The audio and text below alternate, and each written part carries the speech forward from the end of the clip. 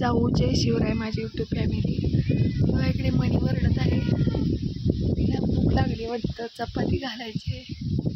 दळण निवडत आहे मी गहूचं. आता दळून ठेवायचं. 2 डबे चक्कीचे दळले की बास होतं. 15 दिवस जात.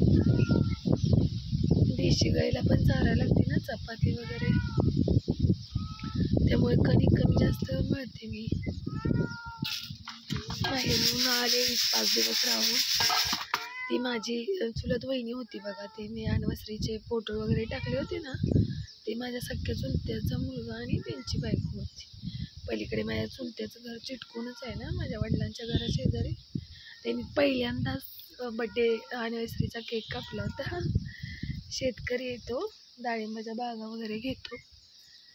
पहिल्यांदाच केलं आपला घरगुती साजरा त्यांनी. छान वाटलं. म्हटलं त्यांना, म्हटलं टाकू का व्हिडिओ? टाका म्हटले. तुम्ही पण त्यांना खूप भरभरून साथ दिली त्या व्हिडिओला. मला छान वाटलं मला. आणि ती भावाच्या माझ्या मुली 2 छोट्या, अन्वी आणि आरवी आणि आरव पण त्याच्याशी खूप छान खेळला. मजा आली त्याला पण. तेवढे 4-5 दिवस. नंतर एका जागेला कंटाळून जातात मुलं. लहान आहे तोपर्यंत सुट्टी मिळते. एकदा मोठी झाली की कुठे राहायला मिळत नाही. तर चल म्हणे आत गेली बघा. लागले सांडायला.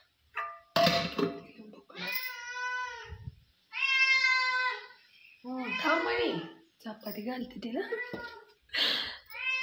म्हणे बघी दुधाच्या पातेल्यातच थोडं घालायला गेली बघा. आता चपाती घेते तिला.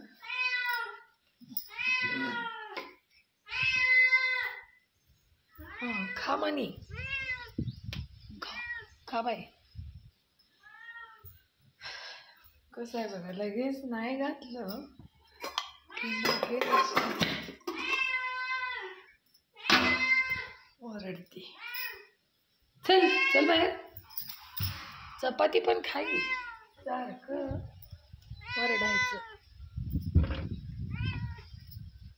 आपल्या दीदी दादांना ताईंना हॅलो करा. मनी म्याव.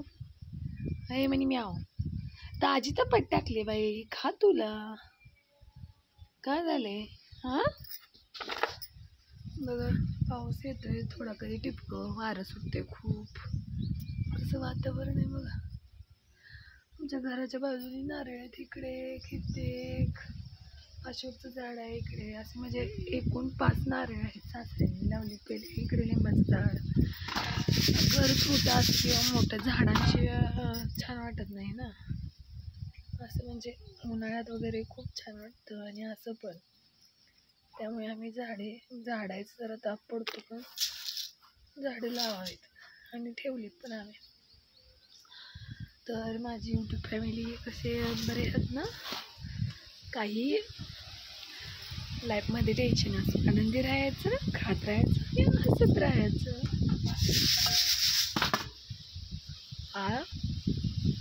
आणि जे काही आळंदीवरून वारीला वगैरे गेले त्यांना खूप खूप मनापासून आभार मानते की असं देवाची आवड प्रत्येकाला ठेवा. माझ्या पण गळ्यात माळ आहे. मला पण खूप आवड आहे विठ्ठल रुक्मिणीची, कोणत्याही देवाची आवड आहे. पण देवाची मनात शक्ती वेगळीच निर्माण होते आपल्या नाव घेतलं की. त्यामुळे कोणत्या तर देवाच्या नामस्मरणात जे जे वारीला गेले त्यांना पांडुरंग सुखी आनंदी व्यवस्थित पोचू देव आणि सगळ्या पृथ्वी तलावच्या लोकांना सुखी आनंदी ठेवू. चांगली बुद्ध्या देव, भरभरे देव. हेच माझी विठ्ठल रुक्मिणीची आणि प्रार्थना. बघा हेच इकडंच झालंय भोजन. म्हटलं आता 2 डबे द्यावं आणि बाकीचे निवडून ठेवावं. जरा शेजारी पुढे नंतर ना गवत वगैरे आले ना तिकडे काढायचं. नंतर उद्या जरा उजळून बसायला तिकडे टोप ठेवला की एक पाठी निवडून ठेवायचं. अगं म्हणे मी पूर्ण चपाती तरी खा. तर चला बाय माझी यूट्यूब फॅमिली. तर ह्या दीदीला नक्की सपोर्ट करा, लाईक करा, शेअर करा, सबस्क्राईब करा. धन्यवाद माझे मायबाप.